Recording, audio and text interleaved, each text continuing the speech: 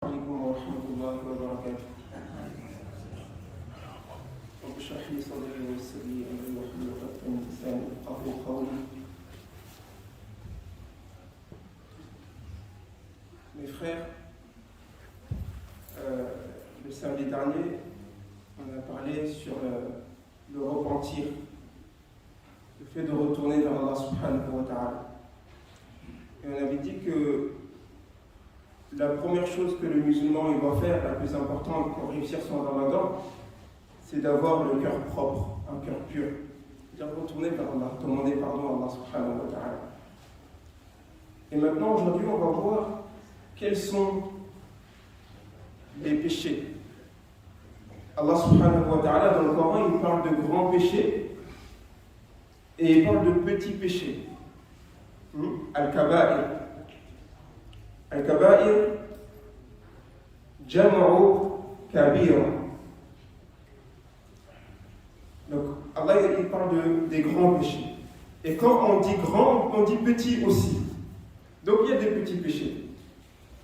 Et les savants, ils veulent savoir quels sont les grands péchés, quels sont les petits péchés.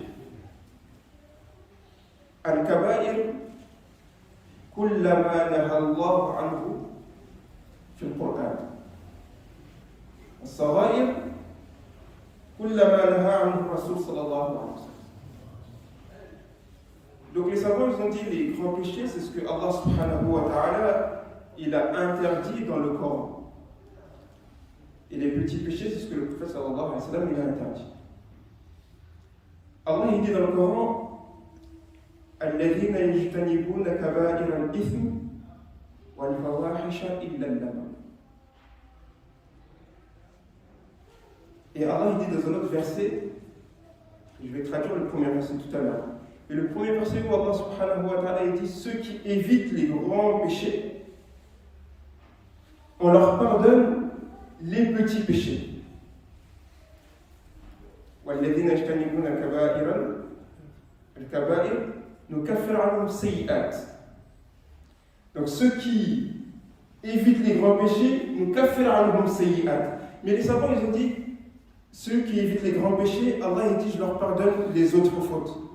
Est-ce que cela veut dire que les petits péchés c'est pas grave, je peux commettre des petits péchés parce qu'Allah il va pardonner? Les savants, ils ont dit non. Parce que abuser dans les petits péchés devient un grand péché. Al-Israr fi sara'ir yakun kaba'ir. Abuser dans le petit péché, ça devient un grand péché. C'est pour ça que les savants ils disent la saghirata ma'a al-israr wa la kabirata ma'a al-istighfar. Tu ne peux pas abuser des petits péchés parce que c'est un petit péché à la tôle. Vas-y, moi, ça c'est un petit péché, je peux le faire. À force de faire ce petit péché, il compte comme un grand péché. Donc, un jour, il y a un savant qui s'appelle Amr ibn Ubaydillah. Il va voir Ja'far Ibn Muhammad as-Sadiq pour l'interroger sur le verset que j'ai cité en arabe où Allah dit الذين يجتنبون كبائر الإثم والفواحش إلا اللمم. Où Allah subhanahu wa ta'ala dit dans le sens du verset ceux qui évitent les gros péchés al-kabaïr wal-fawahisha, turpitude. Donc fawahish dans le Coran c'est az-zina. بعض العلماء يقول إلا اللمم. اللمم ما معنى اللمم؟ اللمم أصغر من الصغيرة. كبائر صغيرة بعدين لمم. Allah dit ceux qui évitent les grands péchés et al-fawahish donc turpitude إلا اللمم sauf les petits péchés. Et ce savant-là Amr il voulait savoir qu'est-ce que ça veut dire les grands péchés dans le Coran. Quand Allah dit Kabaïr dans le Coran, ça veut dire quoi? Parce que les gens avant, les savants, avant, les compagnons, ils voulaient avoir la science de la source, le Coran. Toute la science, elle est dans le Coran. Et eux, ils avaient confiance au Coran. Quand ils demandaient, ils posaient des questions, ils voulaient la réponse du Coran. Il n'a pas dit à Ja'far, donne-moi ta réponse à toi, mais il a dit, donne-moi la réponse qui est dans le Coran. Je veux des dalils du Coran, je veux des preuves dans le Coran que ça c'est un kaba'ir. Et Ja'far lui dit, ok, je vais te citer les kaba'ir dans le Coran. La première, le grand péché. Ça, il faut savoir, les grands péchés, si tu es dedans, pour sortir, il faut faire le repentir. Istighfar, ça ne suffit pas. Donc, première chose, il dit Ash-shirku billah. Associer quelque chose à Allah subhanahu wa ta'ala. Ash-shirku billah. Car Allah subhanahu wa ta'ala dit dans le Coran Innahu man yushrik billah faqad harrama Allahu alayhi al-jannah wa ma'wahu an-nar. Allah dit dans le Coran, dans le sens, celui qui associe quelque chose à Allah, le paradis lui est interdit. Et sa demeure sera le feu, l'enfer. Qu'Allah nous en préserve. Et le shirk, il y a le shirk al-akbar, le shirk al-asghar, parmi les petites associations aussi, il y a le fait qu'il y a des gens qui adorent la passion, il y a des gens qui adorent l'argent. L'association en Allah ne veut pas seulement dire adorer des statues ou adorer les murs comme les gens le faisaient à l'époque, mais qu'Allah nous en préserve, il y a des gens, même peut-être des musulmans, qui ont des petites associations qui adorent autre chose qu'Allah. Donc il dit la première chose, c'est Al-Kaba'ir, c'est Ash-shirku billah. Deuxième, il dit Aklur riba, manger l'usure, l'intérêt, l'argent de l'intérêt, al-riba. Allah dit Inna alladhina ya'kuluna al-riba la yaqumuna illa كما يقوم الذي يتخبطه الشيطان من المس ذلك بأنهم قالوا إنما البيع مثل الربا وأحل الله البيع وحرم الربا. Donc l'usure, deuxième. Troisième, il dit Al-Kaba'ir, parmi les grands péchés, le troisième, manger l'argent de l'orphelin. Aklumal yatim. Al-yatim fi bani Adam alladhi faqada abuhu. واليتيم في الحيوانات الذي فقد أمه واليتيم في الطيور طير الذي فقد أباه وأمه. Parmi les êtres humains, l'orphelin, c'est celui qui a perdu son père à la puberté. Parmi les animaux, celui qui a perdu sa mère. Et parmi les oiseaux, celui qui a perdu son père et sa mère. أكل مال اليتيم إن الذين يأكلون أموال اليتامى ظلما إنما يأكلون في بطونهم نارا. Donc Allah dit dans le Coran, ceux qui mangent l'argent de l'orphelin, إنما يأكلون في بطونهم نارا, ils le mangent sans excuse valable, bien sûr. Ils ne mangent que du feu dans leur ventre, c'est-à-dire qu'ils remplissent leur ventre du feu. Troisième.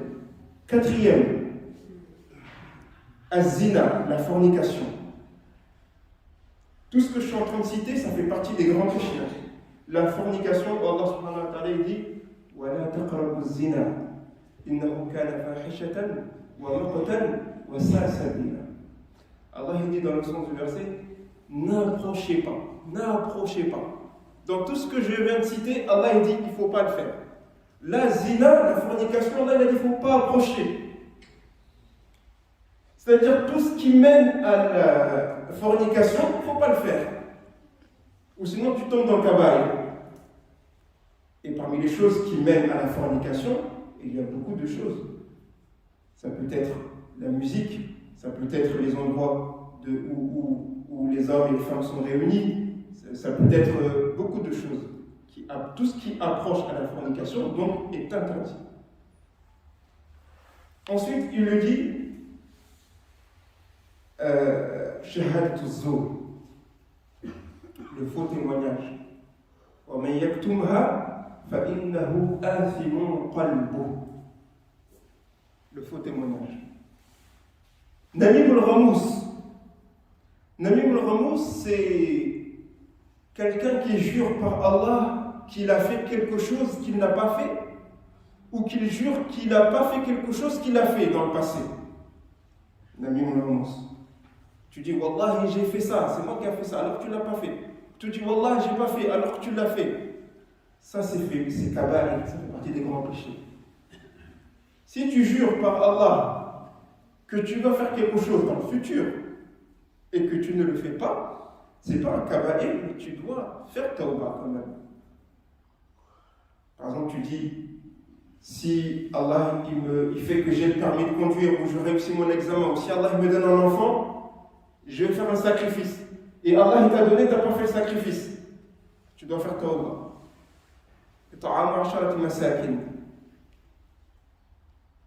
Nourrir 10 pauvres. Et les nourrir dont tu nourris ta famille. Ou libérer un esclave. Celui qui ne trouve pas ça, il jeûne 3 jours pour se faire pardonner de ce péché. Donc, Namim al-Ghamus, je répète, c'est jurer que j'ai fait quelque chose que je n'ai pas fait, ou jurer que je n'ai pas fait quelque chose alors que je l'ai fait dans le passé. Ensuite, parmi les kaba'ir, qadhful muhsanat al-mu'minat al-ghafilat. Accuser une femme chaste, pieuse, de fornicatrice. Accuser une femme chaste, pieuse, tu l'accuses de fornicatrice, tu l'accuses qu'elle a fait ça, alors que c'est faux, c'est un grand péché.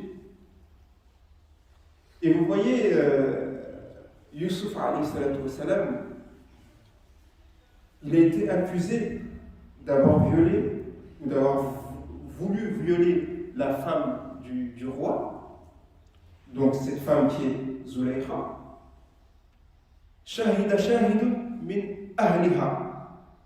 Il y a un témoin parmi la famille du roi qui est venu témoigner pour voir qui avait raison. Mais quand Aïcha radiallahu anha a été accusée, Allah il a descendu une page entière pour la blanchir. L'importance de Aïcha radiallahu anha. Yusuf alayhi salam, shahida shahidun min ahliha. ولكن عائشة رضي الله عنها الله تبارك وتعالى نزل صفحة كاملة إن الذين جاءوا بالإفك عصبة منكم لا تحسبوه شر لكم بل هو خير لكم إلى آخره. Ensuite, parmi les grands péchés, il y a qatlun nafs, tuer une personne. ومن قتل مؤمنا متعمدا فجزاؤه جهنم. Allah dit, celui qui tue un croyant muta'ammidan, c'est-à-dire de plein gré, fajza'uhu jahannam, sa demeure finale sera l'enfer. Voilà les kaba'ir que Allah il a cités dans le Coran. Et Ja'far il lui répond chaque kaba'ir avec son dalil. Et c'était comme ça qu'il répondait, les savants. Il ramenait un verset coranique.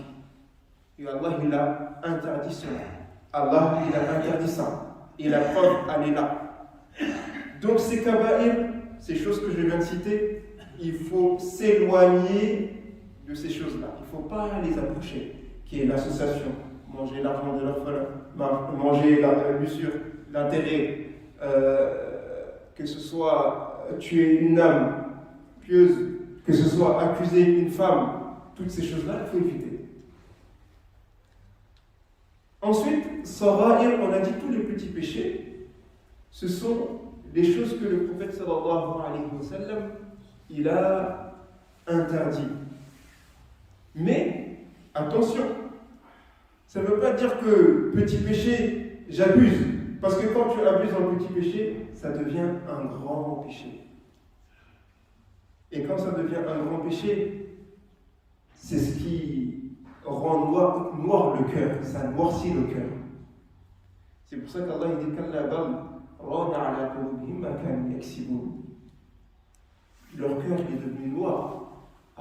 cause de ce qu'ils font, les petits péchés. Et à force de faire des petits péchés, on a dévié le chemin. Et à cause de faire des petits péchés, on n'a plus la lumière du cœur. Quand on lit le Coran, il n'y a plus d'effet. Quand tu fais la prière, il n'y a pas d'effet. Quand tu jeûnes, il n'y a pas d'effet. Alors que chaque adoration, son objectif, c'est pour tirer du bénéfice.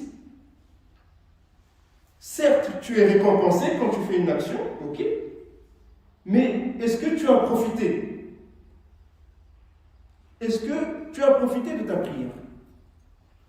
Parce que al-maqsad al-amal, laysa bas harakat, walakin al-kayfiyat al-amal huwa al-maqsad. لما جاء رجل في مسجد النبي صلى الله عليه وسلم فصلى ركعتين فقال له النبي صلى الله عليه وسلم ارجع فصلي فإنك لم تصلي. فصلى مرة ثانية مرة ثالثة فقال له النبي صلى الله عليه وسلم ارجع فصلي فإنك لم تصلي. فقال الصحابي يا رسول الله أنا لا أحسن إلا هذا الصلاة. بعد ذلك علمه النبي صلى الله عليه وسلم الصلاة. كيفية العمل على حسب كيفية العمل، على هذا الحسب تستفيد من العمل. على قدر ما تتوجه في العمل على هذا القدر تستفيد من العمل. À la mesure que tu es concentré dans l'adoration, à cette mesure-là que tu profites de l'adoration. À la mesure où tu accomplis complètement tes adorations, à cette mesure-là, tu profites des adorations. À la mesure où tu nettoies ton cœur, à cette mesure-là, tu es connecté avec Allah. Mais pour être connecté, il faut nettoyer le cœur. Et pour nettoyer le cœur, il faut arrêter les petits péchés, donc se repentir. Ou sinon, il n'y a pas de connexion, il n'y a pas de profit. Tu pries pendant 10 ans, pendant 20 ans, tu n'as jamais profité de ta prière. Est-ce que vous savez c'est quoi profiter de la prière? Quand Allah subhanahu wa ta'ala il a descendu le verset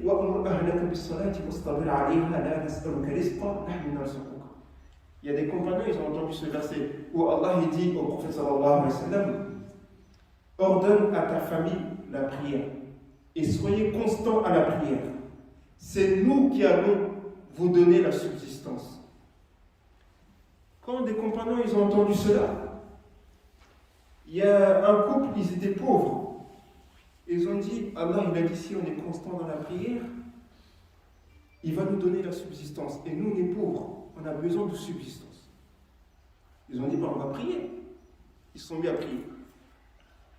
Et ils avaient un moulin. Et le moulin, il ne tournait pas pendant des années. Ils ont fait la prière. Ensuite, ils ont fait ça. Le moulin n'a pas tourné. Ils ont dit, il y a un problème dans notre prière. Ils ont refait la prière. Ils ont refait la prière. Ils ont refait la prière jusqu'à ce que le moulin il a commencé à tourner. L'autre compagnon qui avait besoin de l'eau pour son jardin, il a fait la ka'atayn. La pluie elle n'est pas descendue. Il a prié encore. Il a prié jusqu'à ce que la pluie elle est descendue. La pluie elle a envahi son jardin. Parce que il savait que la faute c'est eux, c'est pas Allah. Si je fais toi et que Allah il me répond pas, c'est que j'ai un problème. Quand je prie et que je ne profite pas dans ma prière, je ne pleure pas dans ma prière, je ne suis pas concentré, le problème c'est moi. Est-ce que c'est normal dans la prière, toute ta prière, c'est que ta shahud arrive, tu commences à penser à Allah. Normalement tu dis c'est pas normal. J'ai quitté chez moi, j'ai fait le wudu, je viens à la mosquée, j'ai prié mais j'ai pas pleuré, j'ai pas regretté, il y a un problème. Et il est profond. C'est un problème à l'intérieur du cœur.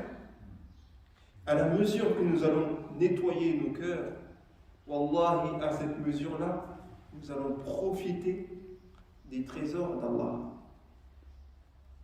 Khaza'inullah mamla. Les trésors d'Allah qui sont remplis. Les trésors d'Allah, ils sont illimités. Est-ce que nous, on profite des trésors d'Allah? On a tous des problèmes. On a tous des envies. Chacun de nous assis ici, il a quelque chose qu'il souhaite avoir. Et Allah, il est capable de lui donner, sans aucun doute. Allah, il est capable. Baisse le cœur, il est comment? Parce que Allah, il regarde les cœurs. Quand tu demandes, Allah, il te regarde, mais il regarde quoi? Il regarde ton cœur. Et Allah, il regarde les cœurs saints, les cœurs purs. Pour résumer, Kaba'ir, les grands péchés, et éviter. Les petits péchés, le prophète sallallahu alayhi wa sallam, il dit Kullu ibn Adam khata. Tous les êtres humains sont fautifs. Nous faisons tous des péchés. Mais le meilleur des pécheurs, c'est celui qui fait le repentir. À chaque fois qu'il fait une bêtise, à chaque fois qu'il fait une erreur, à chaque fois qu'il se trompe, il demande pardon. Inna Allah yuhibbu tawwabin. يتوب مرة ثانية مرة ثالثة مرة رابعة يتوب حتى يتوب الله عليه. Il fait le repentir, il demande pardon jusqu'à ce qu'Allah subhanahu wa ta'ala lui pardonne. Et si Allah il t'a pardonné, tu as gagné. Parce que Allah subhanahu wa ta'ala dit la man atallah bi qalbin salim, sauf celui qui vient avec un cœur pur. Je finis avec ça. Je vais toucher un petit mot pour le jeûne. Ensuite, Inch'Allah. Il y a trois façons de jeûner. La première façon de jeûner, on appelle ça le jeûne général. Sawamul awam. Le jeûne général, c'est le jeûne qu'on fait tous, c'est-à-dire s'abstenir des plaisirs charnels, s'abstenir de la boisson et s'abstenir avant de manger. Parce que ces trois choses, c'est ce qui rompt le jeûne. Ensuite, il y a Sawmul Khawas. Il y a le jeûne spécial. Le jeûne spécial, c'est celui qui, non seulement il protège, il s'abstient du plaisir charnel, il s'abstient de la boisson et de manger, mais aussi il préserve les 7 membres du haram.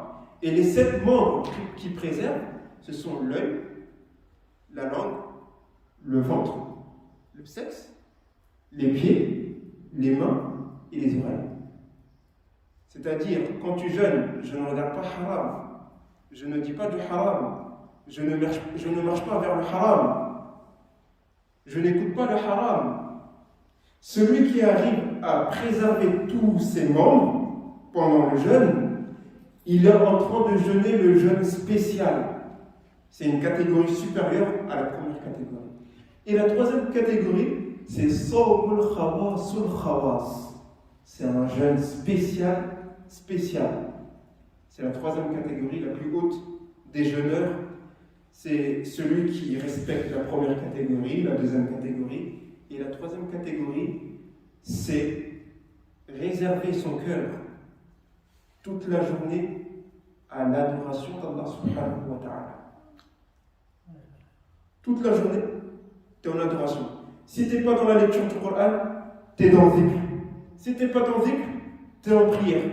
Si tu n'es pas en prière, tu es en train de faire du rappel. Si tu n'es pas dans le rappel, tu es là en train d'aider les gens. Tu aides les gens, tu vas partager des repas, et tout, etc. Et il faut qu'on soit dans cette troisième catégorie-là. On fait des efforts. Il ne faut pas être de ceux qui disent bon, moi, le ramadan, la nuit, je vais faire la PlayStation, ou la nuit, je ne sais pas, je vais regarder des séries. Après le fajr, je dors jusqu'à 14h. Après, voilà, la journée, comme ça, je vais raccourcir la journée. Non, c'est pas comme ça que tu vas profiter de ton ramadan. Et c'est pas comme ça que tu vas faire passer le temps. Parce que ce temps-là, Yawm al-Qiyamah, tu vas le regretter.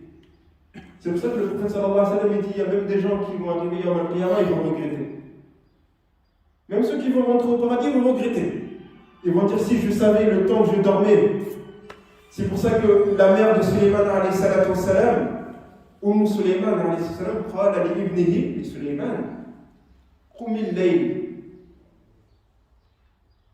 لأن كثرة النوم تترك الرجل فقيرا يوم القيامة. La mère de Sulayman, elle a dit à Suleiman, lève-toi la nuit et prie. Parce que dormir beaucoup la nuit, il laisse l'être humain pauvre yawm al-qiyamah. اللهم صل وسلم وبارك على سيدنا محمد وعلى اله وصحبه وسلم تسليما سبحان ربك رب العزه عما يصفون وسلام على المرسلين والحمد لله